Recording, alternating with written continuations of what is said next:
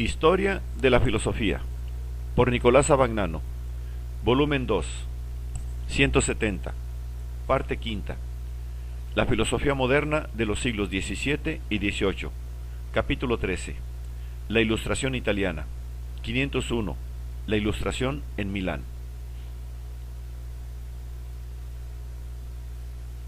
El otro centro del iluminismo italiano fue Milán, donde un conjunto de escritores se unió en torno de un periódico, El Café, que tuvo una vida breve e intensa, 1764-1765.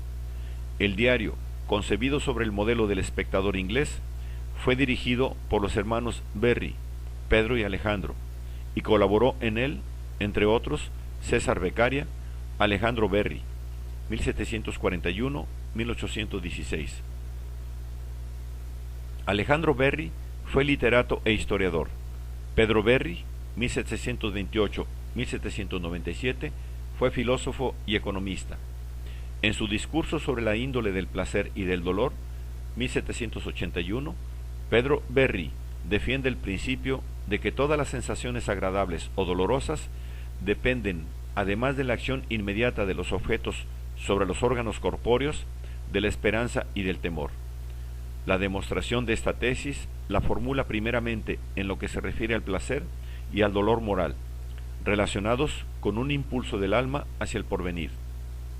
El placer del matemático que ha descubierto un teorema se deriva, por ejemplo, de la esperanza de los placeres que le esperan en el futuro, de la estima y de los beneficios que su descubrimiento le reportará. El dolor por una desgracia es semejante al temor de los dolores y de las dificultades futuras.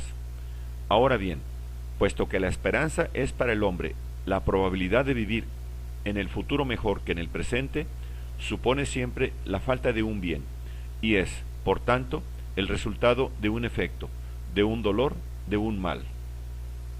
El placer moral no es más que el rápido cese de un dolor, y es tanto más intenso cuanto mayor fue el dolor de la privación y de la necesidad. Verri extiende su doctrina hasta los placeres y dolores físicos, haciendo ver que muchas veces el placer físico no es otra cosa que el cese de una privación natural o artificial del hombre. A la objeción de que la tesis se puede invertir, sosteniendo con la misma verosimilitud que todo dolor consiste en el cese rápido del placer, Verri responde que semejante generación recíproca no puede darse, porque el hombre no podría empezar nunca a sentir placer ni dolor. De lo contrario, la primera de las dos sensaciones de esta clase sería la primera de esta hipótesis, lo cual es un absurdo.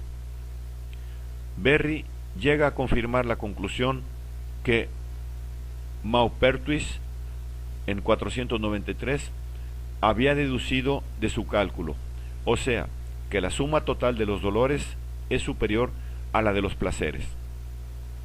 En efecto, la cantidad del placer no puede ser nunca superior a la del dolor, porque el placer no es más que el cese del dolor.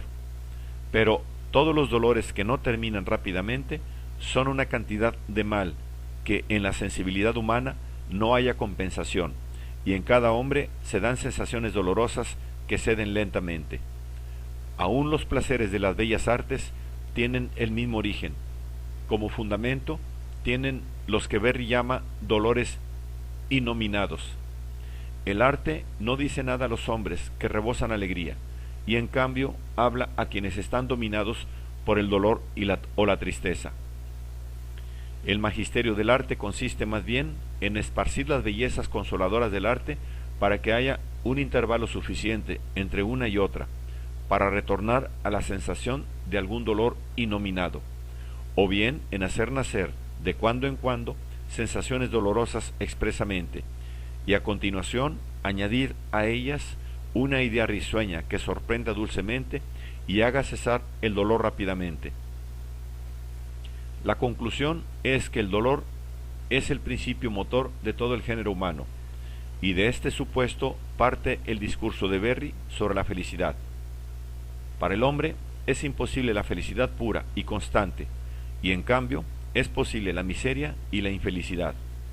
El exceso de los deseos sobre nuestras posibilidades es la medida de la infelicidad. La ausencia de los deseos es más bien mero vegetar que vida, mientras la violencia de los deseos, todo el mundo puede experimentarla y es a veces un estado duradero.